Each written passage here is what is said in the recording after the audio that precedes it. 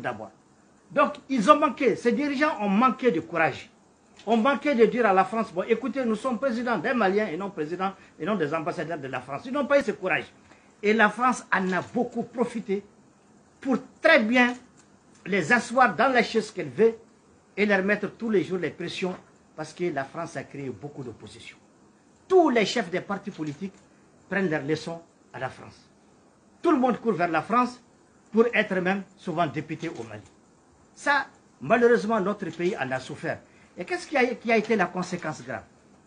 La conséquence grave, c'est que quand il y a un conflit, nos gouvernements des époques, dans le désespoir de faire face à des conflits, ont encouragé l'armement des populations.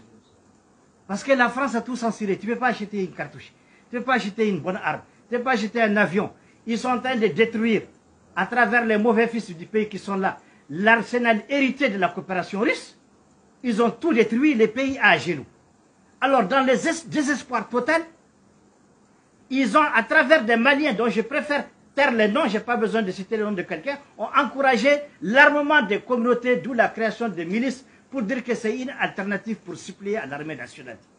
Ça, c'est des actions qu'on mène dans le désespoir. Vous pensez à qui, en ce moment-là exactement, lorsque vous parlez de certains Maliens qui ont quand même Par exemple, les milices arabes et les milices touareg qui ont été créées dans le nord pour être une solution à la rébellion touareg, les milices touareg qui ont été créées, ça c'est l'une des plus grosses erreurs que notre État a connues.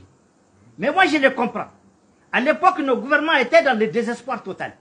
La politique française qu'elle a gérée avec les fils du pays qui ont censé sauver le pays n'a pas été capable de s'imposer pour dire à la France, écoutez, nous allons dans le bilatéralisme, nous allons chercher des armes avec les Chinois, avec les Russes, avec les diables, parce qu'un État qui n'a pas une défense n'existe pas. Mais ils ont préféré exploiter les raccourcis que la politique française leur donne pour mettre les pays sous domination.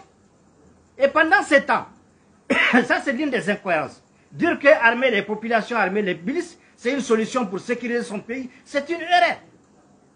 La sécurisation d'un pays passe par une politique d'abord d'armement moral de ces hommes, de recrutement massif, d'achat de matériel aérien. Est-ce que développer l'armée de l'air, l'armée de terre, équiper, payer des engins, donner le moral aux troupes, recruter massivement les fils du pays. C'est par cela que ça commence la force et c'est par là que ça commence le sérieux. Mais les raccourcis qui se sont passés pendant des décennies, ça relève de la politique de la France pour mettre tous les Maliens au chaos, pour mettre même l'Afrique au chaos. Parce que regardez, vous savez, la France en réalité, les gens pensent qu'ils sont trop politiques, trop développement. Les choses sont terre à terre. Quand vous avez suivi Macron à Ouagadougou, dire que l'Afrique aujourd'hui, avec 9 enfants, il a même insulté les Africains, tout le monde a écouté, non? Mais il faut tirer la leçon de tout ça. Ça veut dire quoi? Vous faites 9 enfants, donc il faut maintenant qu'on engage une politique pour que sur les 9, il y a au moins 7 qui meurent. Parce qu'on n'a pas besoin d'une Afrique peuplée, on a besoin d'une Afrique sans population. Alors, pour que les gens se meurent, soit vous amenez des épidémies, soit vous amenez des armes. Donc il est temps aujourd'hui que les gens se réveillent et comprennent cette politique. Mais vous